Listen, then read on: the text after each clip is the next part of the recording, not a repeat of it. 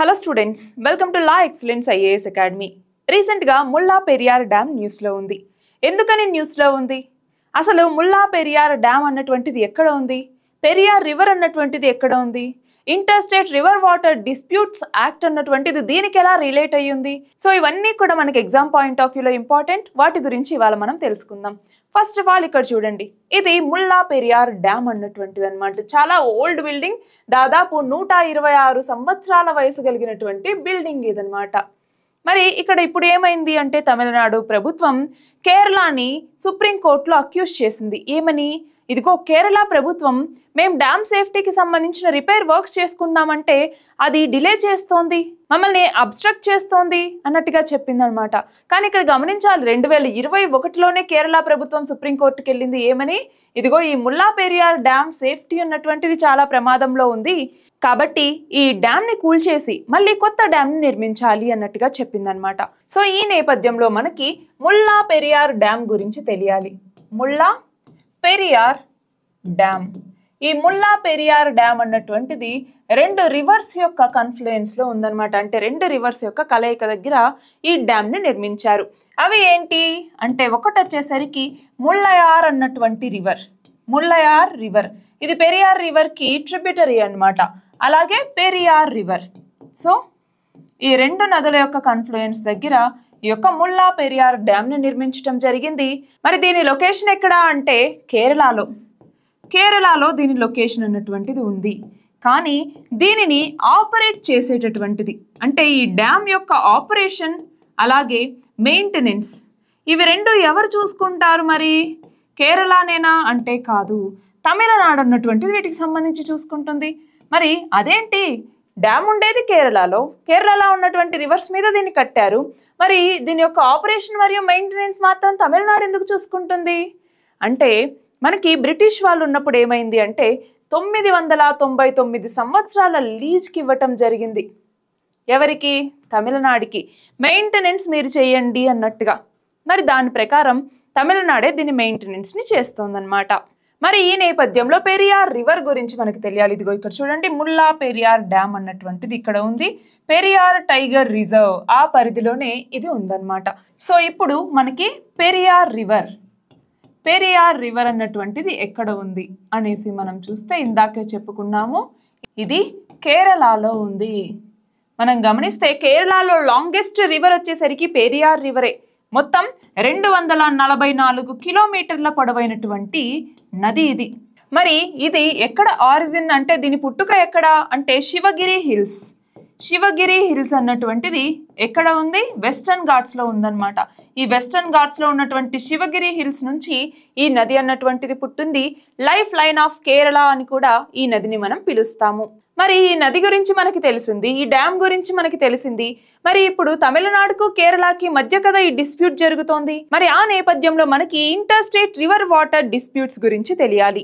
ఇక్కడ చూడండి, మన రాజ్యాంగంలో ఉన్నటువంటి ఆర్టికల్ 262 అన్నటువంటిది ఇంటర్ స్టేట్ రివర్ వాటర్స్ గురించి చూసుకుంటుంది. ఇంటర్ స్టేట్ రివర్ వాటర్స్ కి సంబంధించి ఎలాంటి ఇబ్బందులు తలెత్తినా కూడా చూసుకుంటుంది అనమాట, రివర్ వాటర్స్ కి సంబంధించి. అయితే మనకి రాజ్యాంగంలోని ఆర్టికల్ 263 అన్నటువంటిది ఉంది. ఏంటి 263 అన్నటువంటిది? ఈ ఆర్టికల్ ప్రకారం ప్రెసిడెంట్, రాష్ట్రపతి inter state river water disputes కి సంబంధించి ట్రిబ్యునల్ని ఏర్పాటు చేసేటటువంటి అధికారాన్ని కలిగి ఉంటారు. సో ఇది గుర్తుంచుకోవాలి. మరి ఇప్పుడు మనం inter state river water disputes అంటున్నాం కదా, దాని కింద ఆర్టికల్ 262 అంటున్నాం కదా. మరి ఆర్టికల్ 262ని బేస్ చేసుకొని మనకి రెండు చట్టాలని తీసుకొచ్చారు. అది ఏంటి అంటే, ఒకటవది వచ్చేసరికి రివర్ బోర్డ్ యాక్ట్ అన్నటువంటిది. రివర్ బోర్డ్ యాక్ట్ ఏ సంవత్సరంలో తీసుకొచ్చారు? 1956లో. దీని ప్రకారం రివర్ బోర్డ్స్ని ఏర్పాటు చేస్తారు. రెండవది వచ్చేసరికి ఇందాక చెప్పుకున్నట్టుగా inter state river water dispute act అన్నటువంటిది. Inter state river water disputes act, disputes చట్టం అన్నటువంటిది. ఎప్పుడు తీసుకొచ్చారు ఈ చట్టాన్ని అంటే 1956 కిందే. సో దీని కింద డిస్ప్యూట్స్ అన్ని చూసుకుంటారు. మరి ఎవరు చూసుకుంటారు అంటే, మొదటగా కేంద్ర ప్రభుత్వం, సెంట్రల్ గవర్నమెంట్ అన్నటువంటిది దీనికి సంబంధించినటువంటి ఇష్యూస్ని రిజాల్వ్ చేయడానికి చూస్తుంది. ఒకవేళ అప్పుడు కూడా రిజాల్వ్ అవ్వలేదు, అప్పుడు ట్రిబ్యునల్ లేదా ట్రైబ్యునల్ని ఏర్పాటు చేయటం జరుగుతుంది. సో ట్రైబ్యునల్ ఏర్పాటు కన్నా ముందు సెంట్రల్ గవర్నమెంట్ ఇన్వాల్వ్ అవుతుంది, దానివల్ల కానప్పుడు ట్రైబ్యునల్ని ఏర్పాటు చేస్తారనమాట. అయితే ఇక్కడ చూడండి, inter state river water disputes కి సంబంధించి అయితే ఈ inter state river water disputes act ఏదైతే ఉందో దీన్ని అమెండ్ చేయటం జరిగింది, అమెండ్మెంట్ తీసుకొచ్చారు. ఏ సంవత్సరంలో అంటే 2002లో. దీని ప్రకారం ఏంటి అంటే ఇప్పుడు ట్రిబ్యునల్ని ఏర్పాటు చేస్తారు కదా, ఆ ట్రిబ్యునల్ని ఏర్పాటు చేయటానికి 1 year టైం అన్నటువంటిది ఉంటుంది, సంవత్సరం టైం. అలాగే ఆ ట్రిబ్యునల్ దాన్ని పరిశీలించి డెసిషన్ అన్నటువంటిది ఇస్తుంది కదా, ఆ డెసిషన్ ఇవ్వటానికి 3 years టైం అన్నటువంటిది ఉంటుంది. మరి ఇక్కడ ఇలా అమెండ్మెంట్ తీసుకొచ్చాము దేనికి, inter state river water disputes act అన్నటువంటి దానికి. మరి ఈ అమెండ్మెంట్స్ని ఏ కమిషన్ ఆధారంగా, ఏ కమిషన్ యొక్క రికమెండేషన్స్ ఆధారంగా మనం ఈ అమెండ్మెంట్ తీసుకొచ్చాము అన్నటువంటిది కమెంట్ సెక్షన్లో ఆన్సర్ చేయండి.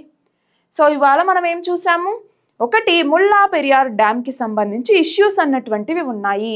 ఏ రాష్ట్రాల మధ్య, కేరళ అలాగే తమిళనాడు మధ్య. సో ఇక్కడ ఏమవుతుంది, డ్యామ్ సేఫ్టీకి సంబంధించిన ఇష్యూస్ అన్నవి నడుస్తున్నాయి. అయితే 2021లోనే కేరళ ప్రభుత్వం ఏమంది, ఇదిగో ముల్లా పెరియార్ డ్యామ్ని మొత్తం కూల్చేసి మళ్ళీ కొత్తది కట్టాలి అన్నట్టుగా చెప్పింది.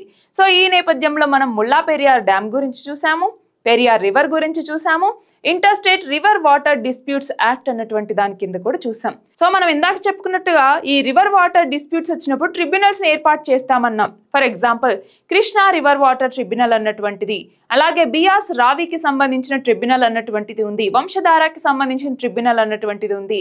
సో ఇలా inter state river water disputes కి సంబంధించి ట్రిబ్యునల్స్ అన్నటువంటివి చూస్తాయి. సో ఇది ఇవాల్టి మన article. All the very best and thank you very much.